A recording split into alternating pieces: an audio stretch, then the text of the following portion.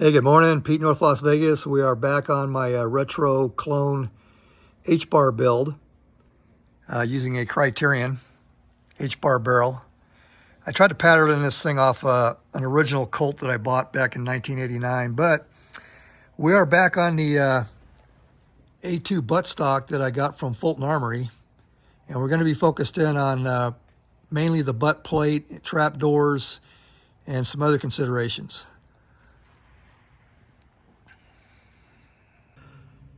So on the A1 door with the latch, you can see it's difficult. If you're going to try to use your finger, you pretty much got to have a cartridge or a tool to get that latch depressed. Whereas the redesigned A2, you can use your finger. It's still a little bit uncomfortable. There's a lot of spring tension, but you can do it. Whereas this one here, I mean, you don't want to do it. So on the Fulton Armory provided butt plate, when I first put this rifle together, I thought that it was the buttstock that was just maybe a little bit out of shape in this area. But after closer inspection, it's the butt plate that's sunk in on both sides that's causing that issue. And like I said, it's a minor cosmetic thing. I'm not worried about it. I just thought that I would point it out because it's there. Okay, so we're done talking about Fulton Armory for right now.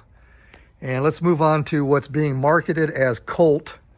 New old stock from Apex, and I just bought the last two of these. So if you go to Apex looking for what they're marketing as Colt new old stock, they don't have them anymore. So these USGI butt plates or genuine Colt butt plates are starting to dry up. They're getting really hard to find. I just bought the last two from Apex. I think I was mentioning that in a previous clip. The USGI part number 9349130, and that's the national stock number. Now, for those two numbers, there were probably quite a few different manufacturers that sourced to the military or to Colt. I doubt Colt actually made these for themselves. But one of the FSCMs is 76963. Now, when I was active duty, that was what was referred to as a federal supply code for manufacturers. And later on, it morphed into what's called cage codes. In this case, the FSCM and the cage code are the same.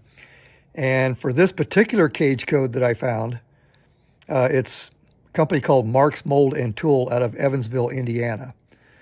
And like I said, this is just one of the suppliers or manufacturers.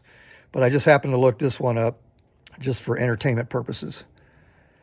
Okay, so this one from Apex, I don't know where they got these, but they're marketing these as Colt.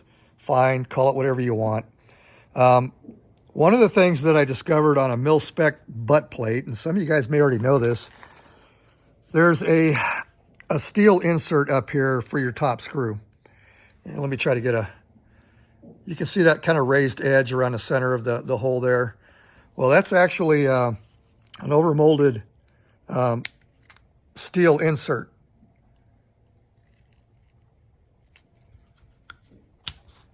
So out of curiosity, I'm going to pull this Fulton Armory butt plate off and see if that has a steel insert and try to determine if this is a reproduction butt plate or maybe it's actual mil spec. And this is something I didn't realize when I put this rifle together. So I'm going to pull this off right now and let's see what we got going on behind that screw. Okay, so this is the Fulton Armory I just pulled off, and it does have the metal insert in there. So I would say it's probably mil spec. Don't know who makes it, but it's probably genuine. Okay, so this is the Fulton Armory I just pulled off, and with the A1 trap door instead of the correct A2 trap door. And after I put the so-called Colt branded from Apex, and like I said earlier in the video, who knows who actually makes it. But with my aluminum spacer here, with the Fulton Armory, I had to make this homemade aluminum washer, and this comes in around, I want to say 25 thousandths is what it ended up being. And that was to space to spacer so that everything would engage properly and this spacer wouldn't rattle inside, getting the proper butt plate engagement and enough tension on the front here at the receiver to keep this from moving around after I snugged it up. For the so-called Colt, whatever it actually is, I ended up using 2 5/1000 shims. So we cut that spacer in half from about 20/25 down to 10/1000. And that's got everything snugged up perfect with no rattle on this spacer inside. So everything is fully engaged from the butt plate, spacer, buffer tube to the receiver, and with enough engagement, like I was saying, to get a nice snug fit so that the buttstock doesn't move around.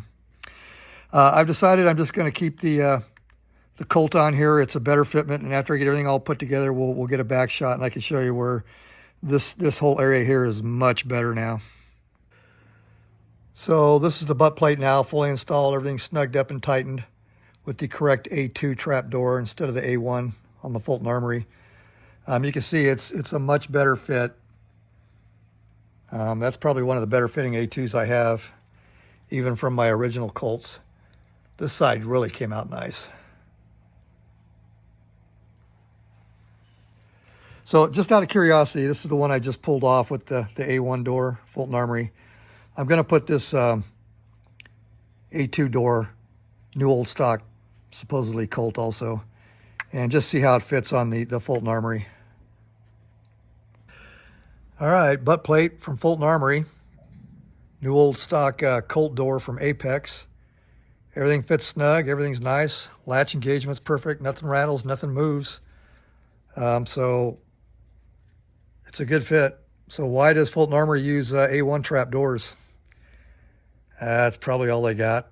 I think I was saying at the beginning of the video, this A2 stuff is getting really hard to find. So we'll finish this video up. Got the correct A2 trap door on this build. Much better fitting butt plate. And I talked about this in a couple of prior videos when we were talking about A2 butt plates and stocks and trap doors. Here's kind of a close-up off the rifle between an A1 trap door and an A2. And I talked about this before, but you can see that the cut here on the A1 is almost square-like. And on an A2, it's got a pretty good radius at the bottom. And then other than that, they're pretty much identical as far as dimensions. And we talked about the latch difference, A2 versus A1. So as I was saying at the beginning of the video, I bought enough parts from Apex, but I could only get 2 of these because they only had 2 left in stock. So I ordered 3 of everything. So this is what I have left over. And as I also said at the beginning of the video, this I believe is mil spec. It just didn't quite fit as good on this buttstock. So I may be able to use this on a future build to where this fits better on some other stock. So it's still good. And who knows, I may build an A1 someday. All right, well, I think that kind of wraps it up. I don't think I'll be doing any more A2 buttstock, butt plate, trap door, spacer, whatever the hell videos. I think we pretty much covered everything. All right, Pete, North Las Vegas, over and out.